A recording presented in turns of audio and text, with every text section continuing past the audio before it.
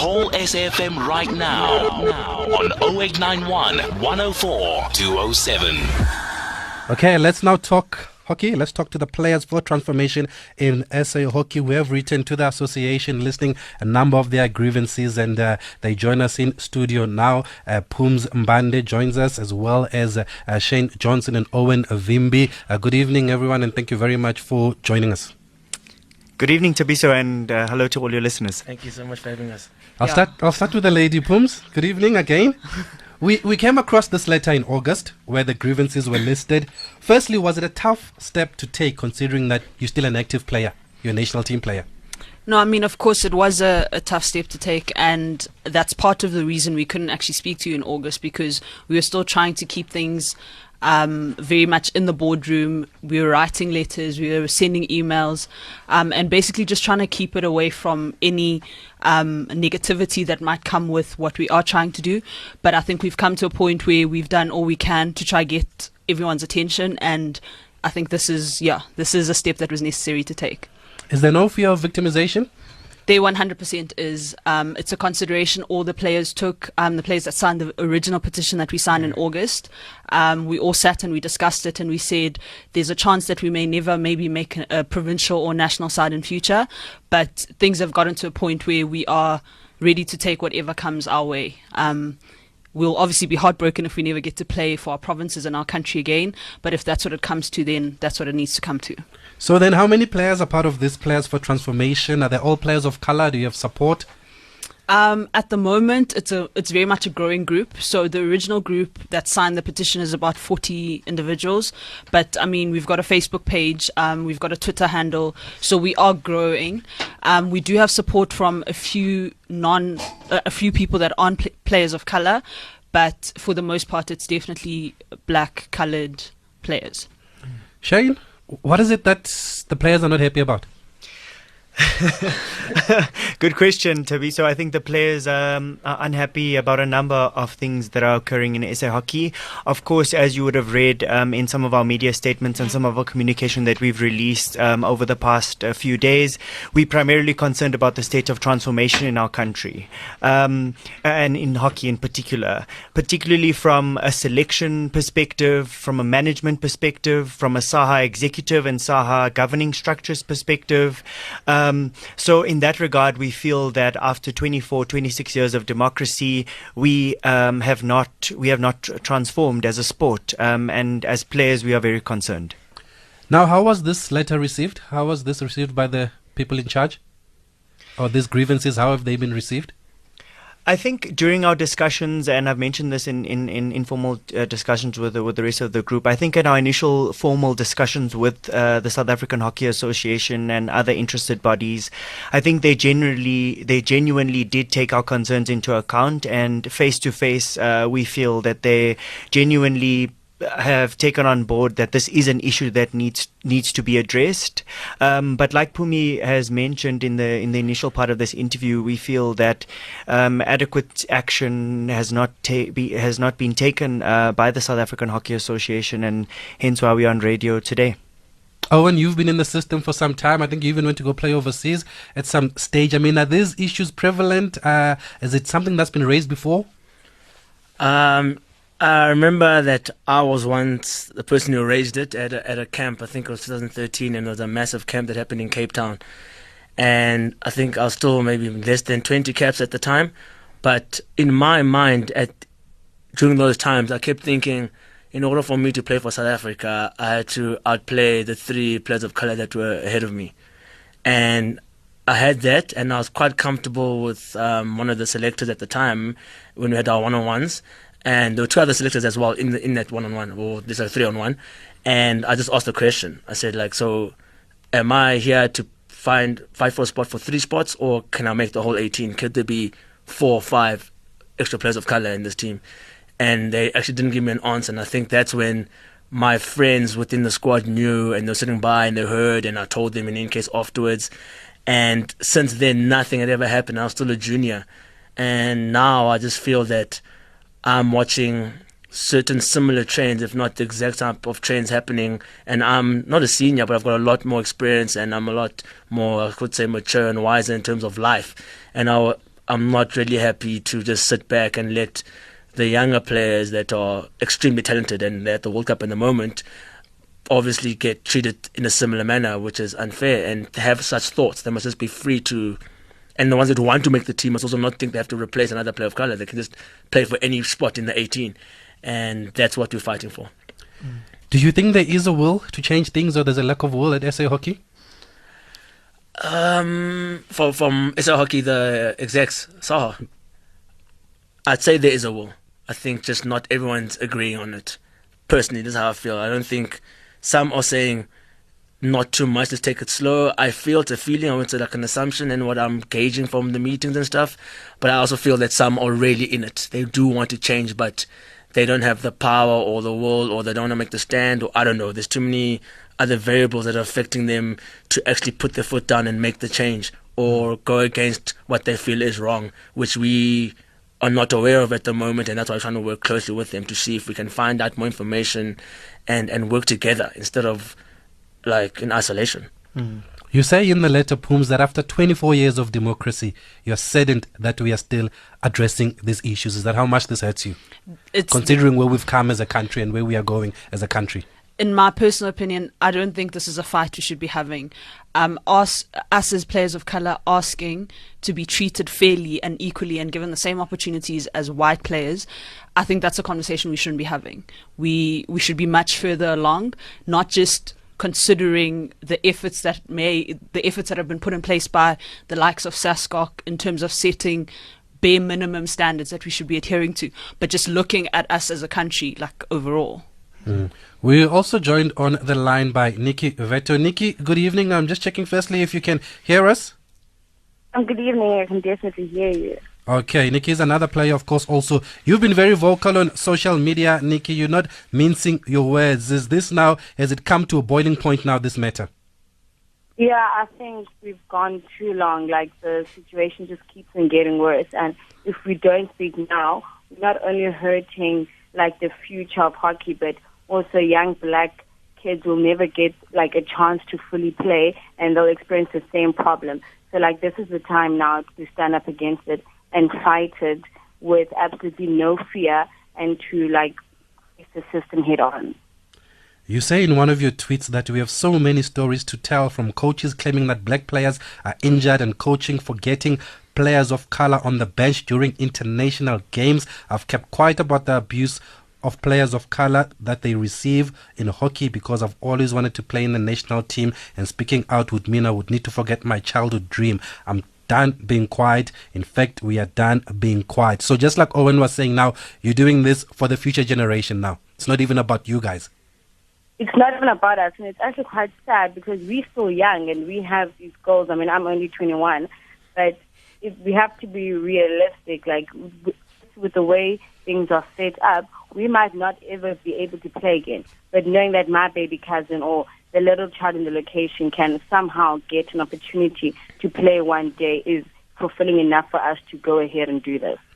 Okay, we're going to take a quick break and then we're going to hear from SA Hockey. They couldn't join us live on the show, but we did manage to speak with Marissa Langeni, the CEO, before the show started. Okay, we're going to go straight to the interview, but before I go there, Shane, are you guys getting any support? Are you getting support from the media? Are you getting support from former players, or do you feel that you're isolated? No, I definitely feel that we are receiving quite a bit of support. We have an online petition. The online petition is currently sitting at 1,700 people, and it's growing every day, every minute of every day, which we're very pleased about. We've also received support from previous ex-national players. Some are quite prestigious players like Marissa has come out in great support of us, and she's actually really a stalwart of the game and someone who hockey players around the country still admire, despite having retired quite a while ago. So we definitely have received a lot of support from ex-players, current coaches, and lots of hockey lovers around the country. Okay, great stuff. If you do want to join the conversation at any time, feel free to call us on 0891 104 207. Our SMS line is 40938. On WhatsApp, we take voice notes on 061 4104 107. And on Twitter, it's hashtag SAFM Sport On. Let's hear from SA Hockey CEO Marissa Langeni. Yes, we had a meeting facilitated or rather mediated by SASCOC last Saturday between the South African Hockey Association as well as the Players for Transformation. Just a meeting to see if, we could still find each other as we had done up until this point, and to discuss a way forward in terms of how we wanted to address the processes leading up to the National Indaba. And I think the meeting was quite fruitful on our part, and I think the players came also with the same objectives, and the main objectives were to still achieve the National Indaba, which we had discussed prior with the players, and we walked away basically and then establishing a task team that would work on this project and obviously work together with South African Hockey to make sure that we have a concerted effort and a joint effort in addressing transformation. So what's the next step now? So the next step now is obviously to finalize the terms of reference of that task team, and that they're planning to do by the end of this week on Friday, and to obviously then begin the work of the task team itself. In terms of the national transformation Indaba, as we had said previously, we were all in agreement with regards to having the national Indaba and in support of having a national Indaba. Where the wheels came off was the actual logistical processes of setting a date and setting the timeframes of when that event would take place. The Players for Transformation had an expectation that it would happen prior to our national AGM as well as our council meetings. We also had that anticipation in mind, but unfortunately the funding is not coming from ourselves, so that process actually fell apart in terms of finalizing the dates. But we're back on track to looking at finalizing the actual dates and making sure that we've got the logistical support and the funding in place to ensure that we can support attendees that have been identified to attend the Indaba itself. And do you believe that these grievances raised by the players are valid?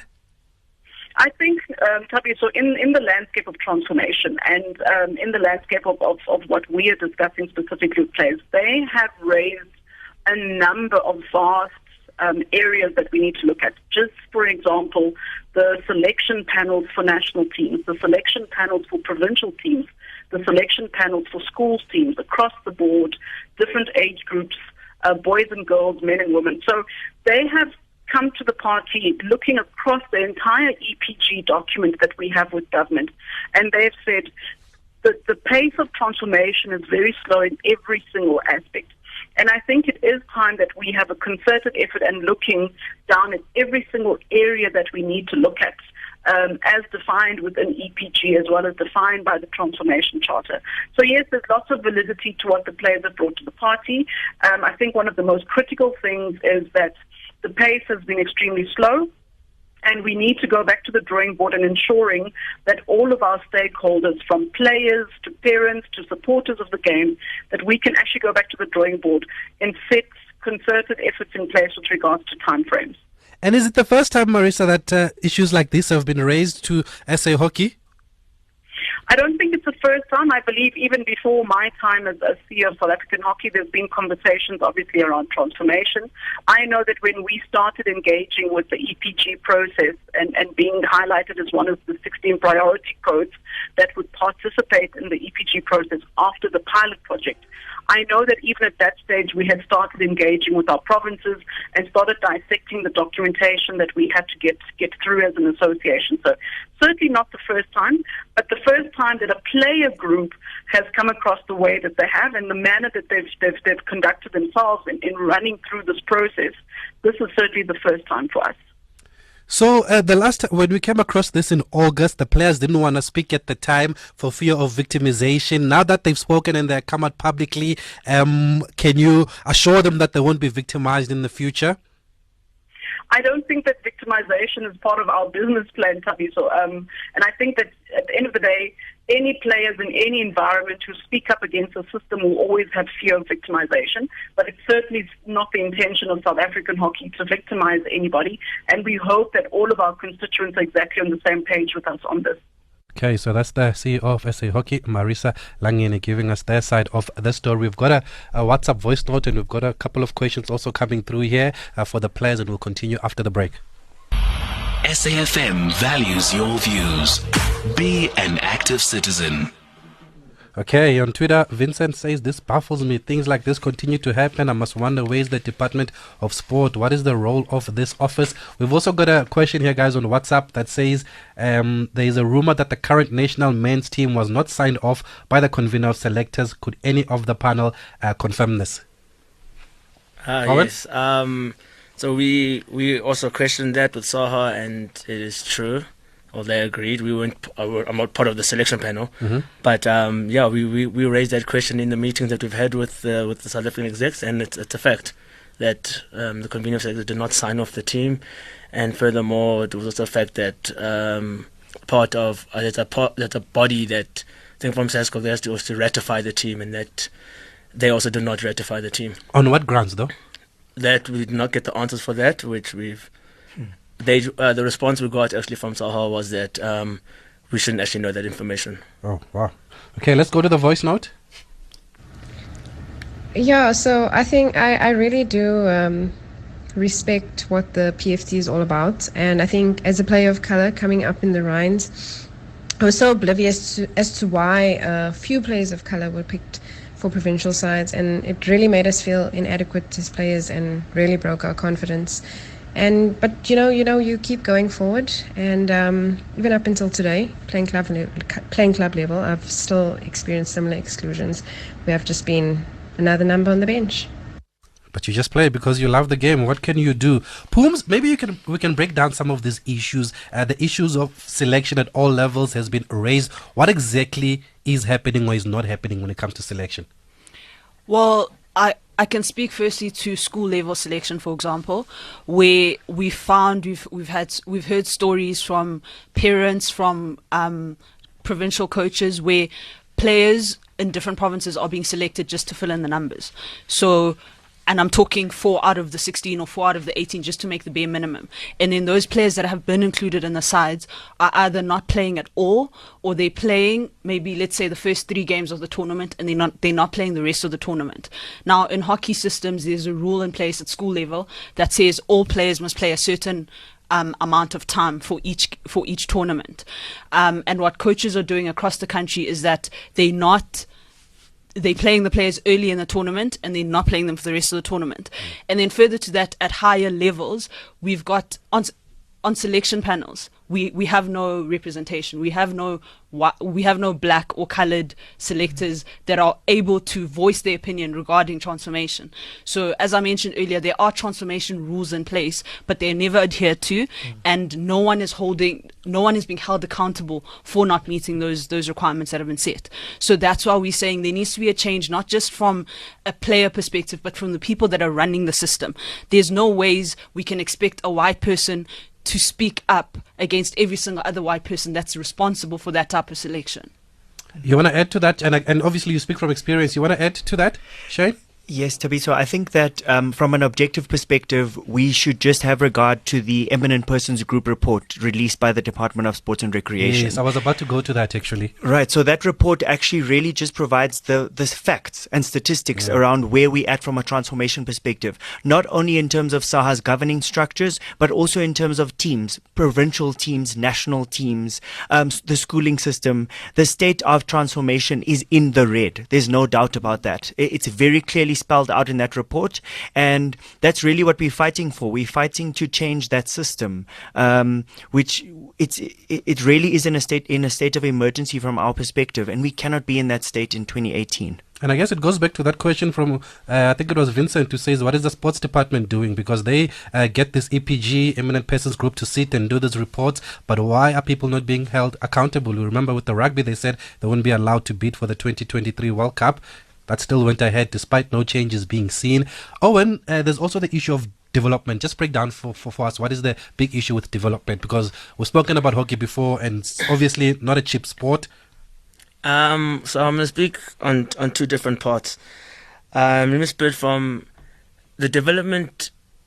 If we're trying to groom and make players better, we have to coach them. So as players, former players or coaches at schools or at provincial teams. So if you are going to select players for a particular reason, you still need to coach them to make them better if you feel they're not good enough. So still coach them. So that's I think is really key to what we have to do as, I think, especially players. Because there's no sport, no money in hockey in South Africa, many players would probably rather go coach and do private coaching where people can afford it, and the less better coaches or people with better hearts, not that people don't have good hearts, but they will go coach development, and may not be getting the quality we need. The other perspective in development, if you want to make it talk about, let's say, all the players of color that already have opportunities and that actually are quality players.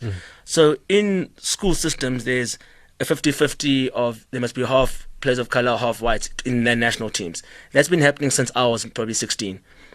But as it gets to national level, as you get to under 21 and men's and ladies, it decreases. The number decreases, and we're losing a lot of players. So that's where we really see that there's no effort in transformation. That the players are there when they're 16, 17, 18, even 19.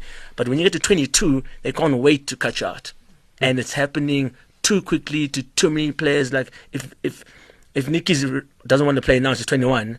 That's unreal. If there's a lot of white players that are 34 going to World Cup and stuff like that. So only the selected few players that are only the selected few players of color that are fortunate, I'll call it luck, that you've been picked, can now you get through, and you maybe being benched, and then you're now scared to speak up because you might be replaced.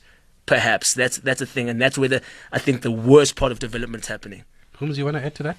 My thing was going to be that if you look at, for example, squad composition, so not final teams, but squad compositions, if you look at the numbers there, it's quite clear that later on when the teams cut down, there's no way we're ever going to reach the 50-50 because we're starting at such a lower level. So, and if you look at the players of color that have remained in the system for the last, 5, 6, 7 years, it's generally been the same people the whole time. Exactly. So that's why we're saying people need to be given the opportunity. We're not saying put people of color in teams even if you think they're not good enough. We're saying give us the chance to prove our worth. And once we're there and we can see, okay, this person's really not up to standard, then we'll need to go back home and work and improve and look to be better. But another issue is that you get called to one camp, you do badly because you probably didn't even expect to get called to a camp, then you never come back because you did so badly at that one camp. And then you have white players that are coming to camp after camp, year after year, and have been given chance after chance and are still in the system somehow, still making final teams. So all we are asking is that players of color be given the same opportunities. Nicky, I'll give you the last word. After the beating this past weekend with SA Hockey and SASCOC, are you positive that things will improve? Unfortunately, I couldn't make it to the meeting because I've been in PE, but I definitely think that with our, the way we've been working hard at this, there's no ways we can fail. We will continue to work hard and push and hopefully form a relationship with the other party in order to ensure that everything works out. In 10 seconds, Shane, does the response from SA Hockey and what happened this past weekend give you confidence? Yes, I think now that we have established a task team, and Phumelela and I are actually part of that task team together with the South African Hockey Association, I think it's the first time we've been included in their structures. So I think from that perspective, it's a step in the right direction. But Thabiso, time will tell. There's a lot of hard work to be done. Okay, guys, thank you very much for coming through to studio, and you guys are really brave to take up these issues while you are still playing, and credit to you, and let's hope that SA Hockey will keep their word and you will not be victimized.